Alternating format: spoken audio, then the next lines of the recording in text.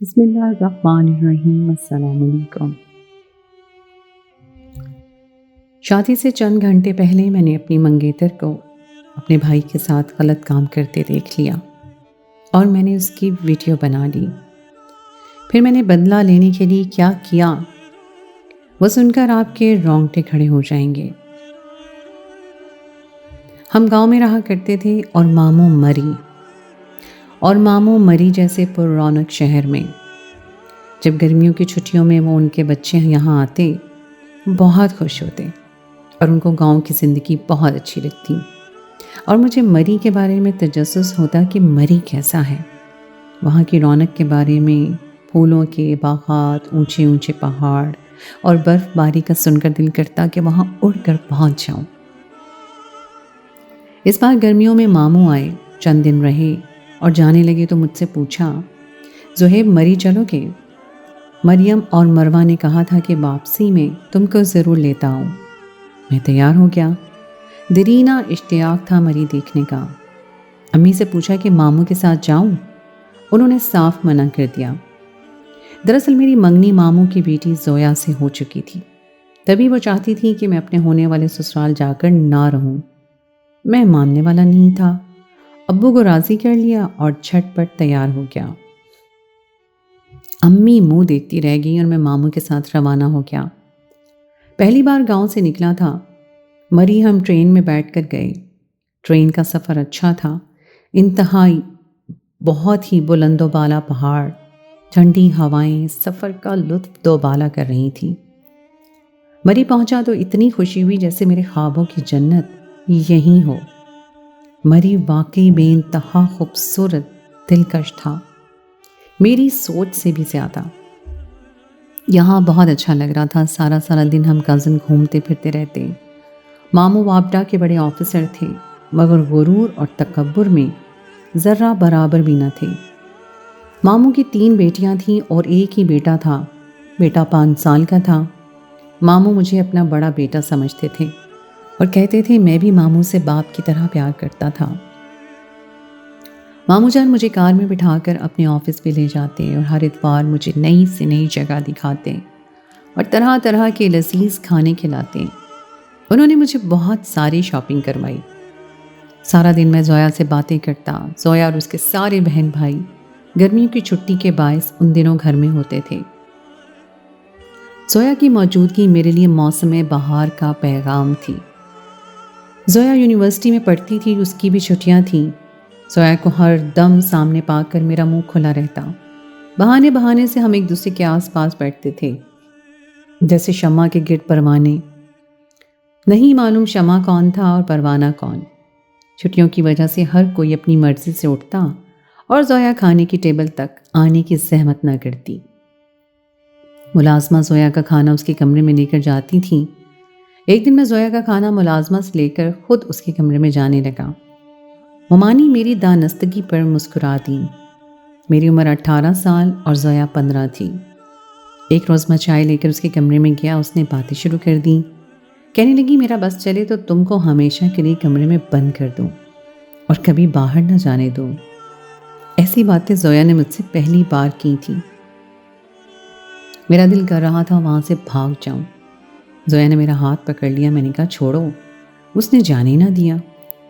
مجھے گھر والوں کا ڈر تھا، مگر اسے حجاب نہیں تھا، مجھے تھا۔ اصل میں مری کا ماحول بہت آزاد تھا۔ زویا خود بھی بہت آزاد خیال تھی۔ فلمیں دیکھنا، گانے سننا اسے بہت پسند تھا۔ وہ خود بھی ایک حسین اداکارہ لگتی تھی۔ میں اپنے نصیب پر رشک کرتا تھا اور سوچتا تھا کہ گاؤں کے لڑکے کو کتنے اچھے شہر کی اور کتنے اچھے ماں باپ کی بیٹی ملنے والی ہے۔ میں تھوڑی دیر بیٹھا اور مشکل سے سراپا چھڑایا اور کمرے سے بھاگ گیا اور تمام دن اس کے سامنے جانے سے کتراتا رہا۔ زویا کو میرا رویہ بہت برا لگا اور وہ مجھ سے ناراض ہو گئی۔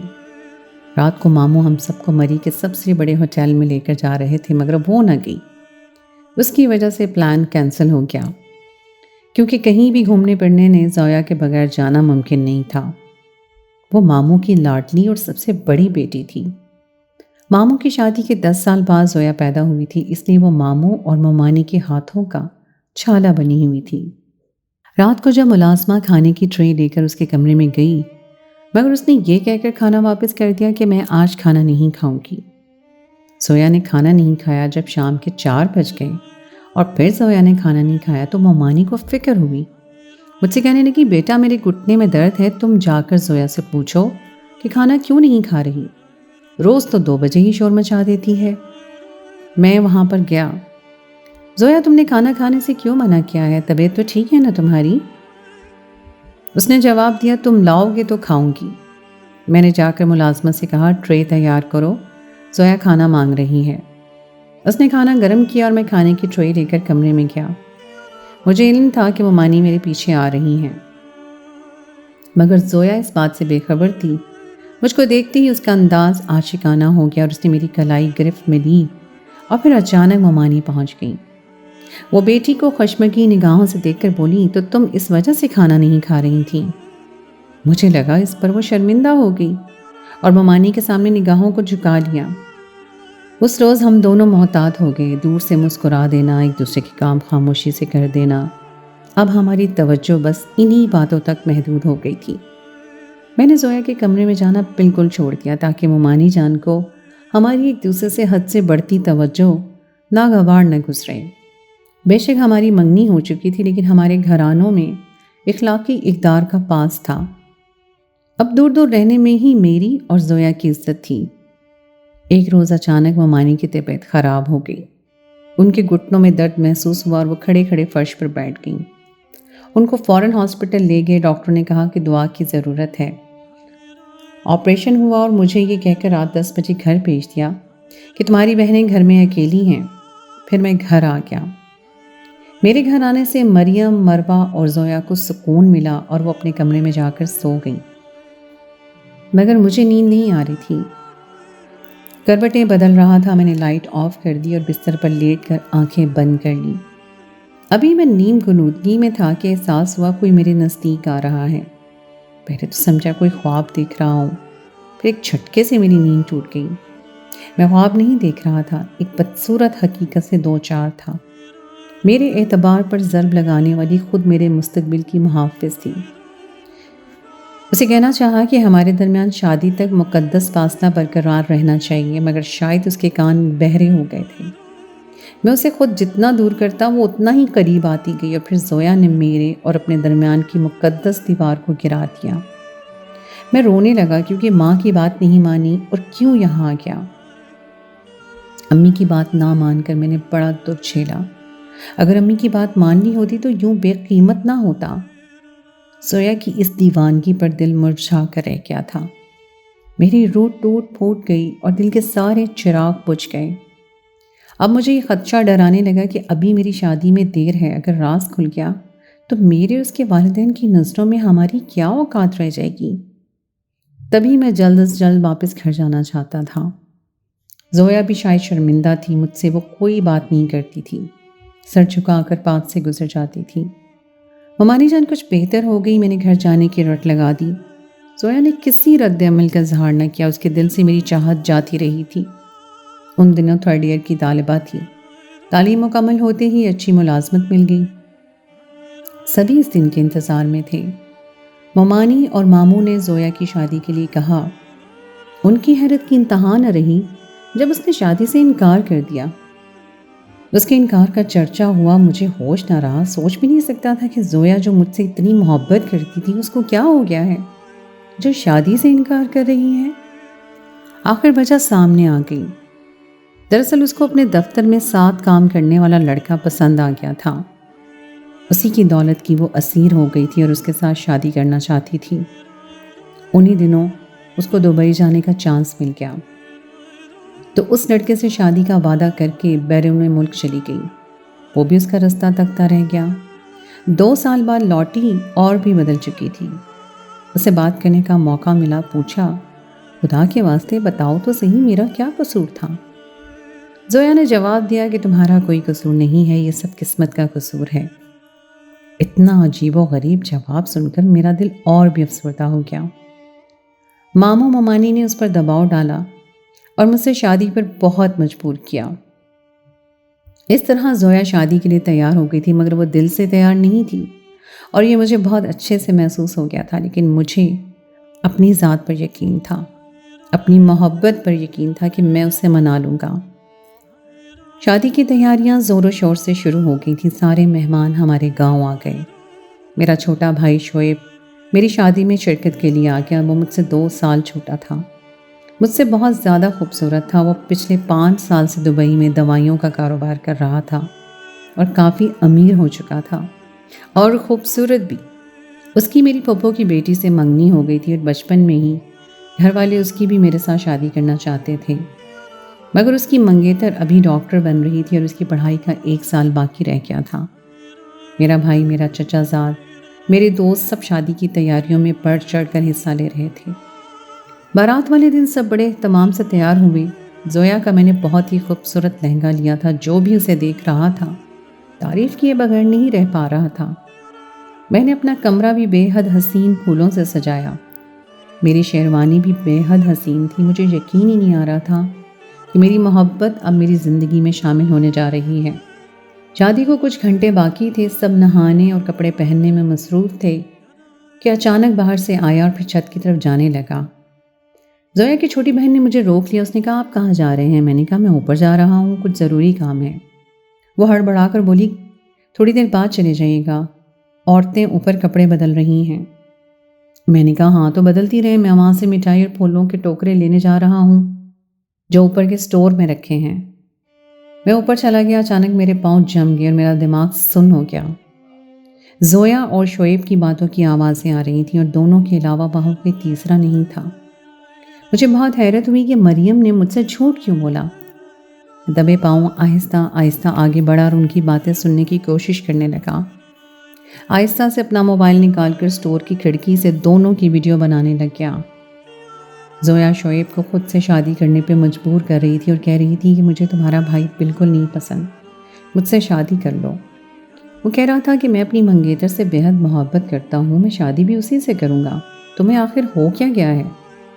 تم زہیب سے بچپن سے محبت کرتی تھی اور تمہاری بچپن میں ہی ان سے بات پکی ہو گئی تھی، پھر تم اس شادی سے پیچھے کیوں ہونا چاہتی ہو؟ اس نے کہا، دراصل مجھے تمہارا بھائی پسند نہیں، کیونکہ وہ اتنا خوبصورت بھی نہیں ہے اور اس کا کام بھی اتنا اچھا نہیں ہے جتنا تمہارا ہے، اور شادی کے بعد میں تمہارے ساتھ دبئی جانا چاہتی ہوں۔ میں دبئی جانے کے لیے تم سے شادی کرنا چاہتی ہوں۔ شعیب نے زویا کو کھری کھری سنائی۔ اس نے کہا، تم کو دبئی جانے کے لالچ میں اور میری خوبصورتی کے لالچ میں، پیسے کے لالچ میں تمہیں میرے بھائی کا اخلاق اور محبت نظر نہیں آتی؟ میں تم جیسی لڑکی کے ساتھ کبھی شادی نہیں کروں گا۔ مگر زویا کسی طرح مان ہی نہیں رہی تھی۔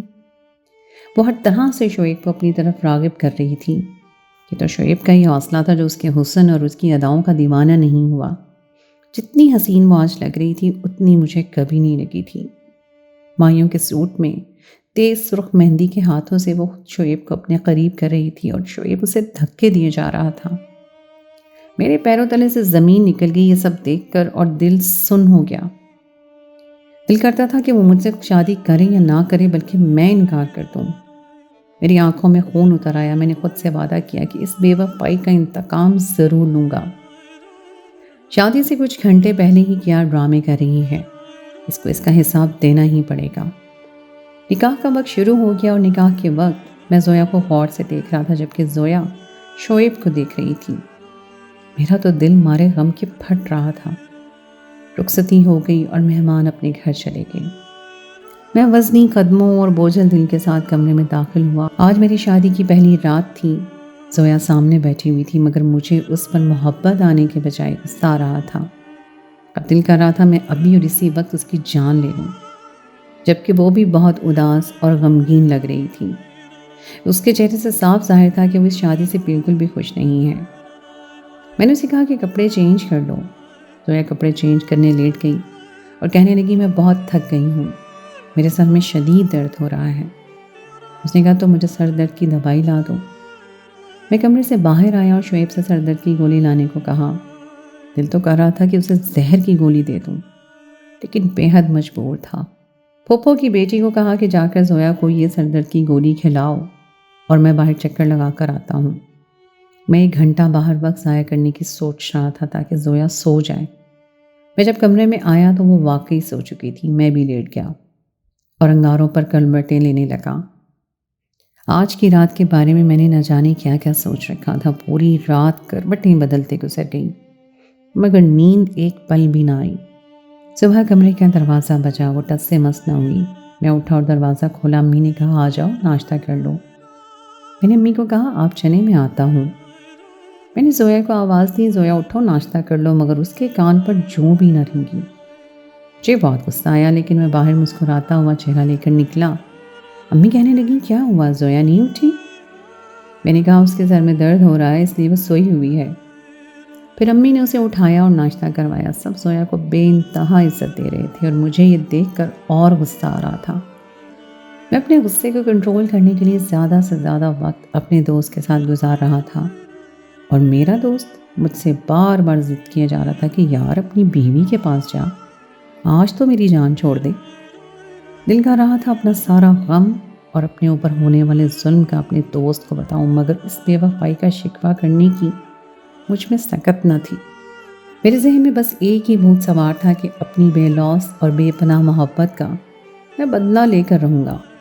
میں زویا سے محبت ضرور کرتا تھا لیکن میں بے غیرت بالکل نہیں تھا۔ شادی کی رات سے ہی میں نے بدلہ لینے کا سوچنا شروع کر دیا۔ کئی گھنٹے پلاننگ کرتا، پھر ہم شادی کے 1 مہینے بعد مری گھومنے گئے۔ دل تو کرتا تھا وہ ویڈیو اس کی ماں باپ کو دکھاؤں پر میری ہمت نہیں ہوتی تھی۔ میرے دماغ میں یہ آئیڈیا آیا کہ کیوں نہ میں اس کو جان سے مار دوں، موت سے بڑا انتقام کوئی نہیں ہو سکتا۔ میں مری گھومنے نہیں اسے مارنے آیا تھا۔ میں نے پلان بنایا کہ ہم دونوں گھومنے جائیں گے اور میں اسے پہاڑ سے دھکا دے دوں گا اور سب سے یہ کہہ دوں گا کہ وہ مستیاں کرتی ہوئی شرارتیں کرتی ہوئی پہاڑ سے نیچے گر گئی۔ جب ہم مری پہنچے اگلے دن بارش شروع ہو گئی۔ زویا نے ضد کرنا شروع کر دی، بارش ہو رہی تھی، گھومنے چلتے ہیں۔ اسے بارش بہت پسند تھی۔ میں نے سوچا موقع اچھا ہے، میں اس بارش میں زویا کو پہاڑ سے دھکا دے دوں گا اور سب سے کہوں گا کہ وہ بارش کے پانی سے پھسل کر پہاڑ سے نیچے گر گئی۔ اس طرح کسی کو مجھ پر شک بھی نہیں ہوگا اور اس طرح میرا انتقام بھی پورا ہو جائے گا۔ ہم دونوں اکیلے واک کرتے ہوئے جا رہے تھے کہ اچانک میری چھوٹی سالی بھی پیچھے سے آ گئی اور کہنے لگی کہ میں بھی چلوں گی۔ اس کی یہ بات سن کر میرا دماغ گھوم گیا۔ میں نے سوچا اب اس کی بہن کے سامنے اسے دھکا نہیں دے سکتا۔ بہت غصہ آیا مگر پینا پڑا۔ خیر ہم دونوں دیر تک گھوم پھر کر آئس کریم کھا کر واپس آ گئے۔ آئے تو زویا سے رات کو میں نے کہا کہ کیا ضرورت تھی اپنی بہن کو ساتھ لے کر جانے کی، ہم دونوں نیو کپل ہیں، ایسے میں آپ کی بہن کو ہمارے ساتھ جانا نہیں چاہیے تھا۔ کل ہم پھر گھومنے جائیں گے، اپنے ساتھ کسی کو پیچھے مت لگا لینا، میں نہیں لے کر جاؤں گا۔ وہ یہ سن کر تھوڑا مسکرائی، کہنے لگی ٹھیک ہے کل ہم اکیلے ہی چلیں گے۔ ناشتہ کر کے میں نے اسے کہا تیار ہو جاؤ، جلدی گھومنے چلتے ہیں۔ ہم دونوں تیار ہوئے اور گھومنے کے لیے نکل پڑے۔ آج ہم بہت دور نکل آئے، بڑے بڑے پہاڑ، سنسان علاقے میں۔ میں نے زویا سے پوچھا کیا تم مجھ سے شادی کر کے خوش ہو؟ اس نے پلکیں جھپکاتے ہوئے کہا کہ ہاں جی میں بہت خوش ہوں۔ میں نے کہا سچ بتاؤ؟ اس نے کہا کہ میں سچ ہی بتا رہی ہوں۔ میں نے کہا ہرگز نہیں، تم جھوٹ بول رہی ہو۔ اس نے کہا میں جھوٹ کیوں بولوں گی؟ میں نے کہا کیا تم شعیب سے محبت کرتی ہو؟ وہ ایک دم سے گھبرا کر ہکلاتے ہوئے بولی کہ نہیں۔ میں نے کہا سچ سچ بتاؤ، آخر جھوٹ میں رکھا ہی کیا ہے؟ میں اس کے منہ سے ایک بار سچ سننا چاہتا تھا مگر وہ صاف انکاری تھی۔ مجھے ہرگز نہیں پتا تھا کہ وہ بد کردار کے ساتھ ساتھ جھوٹی بھی ہے۔ پھر میں نے زویا کو اپنے موبائل میں موجود وہ ویڈیو دکھائی جو میں نے بارات والے دن زویا اور شعیب کی بنائی تھی۔ زویا کی آنکھیں پھٹی کی پھٹی رہ گئی۔ میں نے اسے خوب سنائی، خوب ذلیل کیا، اسے بتا دیا کہ میں یہاں تمہیں گھمانے نہیں بلکہ تم سے بدلہ لینے آیا ہوں۔ یہ سن کر وہ خوف زدہ ہوگی، رونے لگی۔ ابھی تم مجھ سے بدلہ لوگے؟ کیسا بدلہ؟ تم میرے ساتھ کیا کرنے والے ہو؟ میں نے کہا جب کروں گا جب دیکھ لینا۔ اس کی آنکھ میں خوف تھا، وہ بھاگنے لگی۔ میں نے بھاگ کر اسے پکڑا اور کہا کہ اب تم میری بے وفائی کا حساب دو گی اور وہ حساب مر کر تم اللہ کو دو گی۔ میں تمہیں زندہ نہیں چھوڑوں گا۔ وہ روئی اور میرے آگے ہاتھ جوڑنے لگی۔ معاف کر دو، میں تمہاری گنہگار ہوں، اس آخری غلطی کو معاف کر دو۔ لیکن اس کا ہر لفظ ہر آنسو میرے لیے بے وقت تھا۔ میں نے اسے پہاڑ سے نیچے پھینک دیا اور خود وہاں بیٹھ کر گھنٹوں رویا۔ رو رو کر میری آنکھیں سرخ ہو چکی تھیں۔ آج میں نے اپنی محبت کا اور اپنی محبوبہ کا قلع قمع کر دیا تھا۔ گھر آ کر سب کو بتایا کہ زویا پہاڑ سے نیچے گر گئی ہے، اس کے گھر صفِ ماتم بچھ گئی۔ سب کا رو رو کر برا حال ہو گیا۔ ممانی یہ خبر سنتے ہی بے ہوش ہو گئی۔ ماموں بھی بہت بے یقینی کی کیفیت میں تھے، جبکہ بہنیں بھی زاروں قطار رو رہی تھیں۔ ماموں نے اس کی لاش بہت تلاش کی، مگر اس کی لاش تک نہ ملی اور میں جیتے جی ایک زندہ لاش بن گیا۔ کسی کو پتہ نہیں چلا کہ میں نے مار ڈالا ہے۔ میں واپس اپنے گاؤں آ گیا۔ اب میرا خود کو جینے کا دل نہیں کرتا تھا۔ میں بیمار رہنے لگا۔ ماں نے میرا بہت علاج کروایا۔ شعیب نے میرا بہت ساتھ دیا۔ وہ مجھے اچھے سے اچھے، بڑے سے بڑے نفسیات کے ڈاکٹر کو لے کر گیا۔ میں نفسیاتی مریض ہو گیا تھا۔ زویا کو مرے ہوئے 1 سال گزر گیا تھا۔ ماں بابا میری دوسری شادی کے لیے ضد کرنے لگے کہ شعیب کے ساتھ تمہاری بھی شادی کر دیتے ہیں، کیونکہ شعیب کی شادی ہونے والی تھی۔ مگر میں نہیں مانا۔ میں نے آگے بڑھنے کا فیصلہ کیا اور گاؤں چھوڑ کر کراچی چلا گیا۔ وہاں ایک آفس میں جاب کرنے لگا اور شام میں پڑھنے لگا۔ دن رات محنت کرتا، پڑھتا رہتا۔ یوں میں ایک بڑا آفیسر بن گیا۔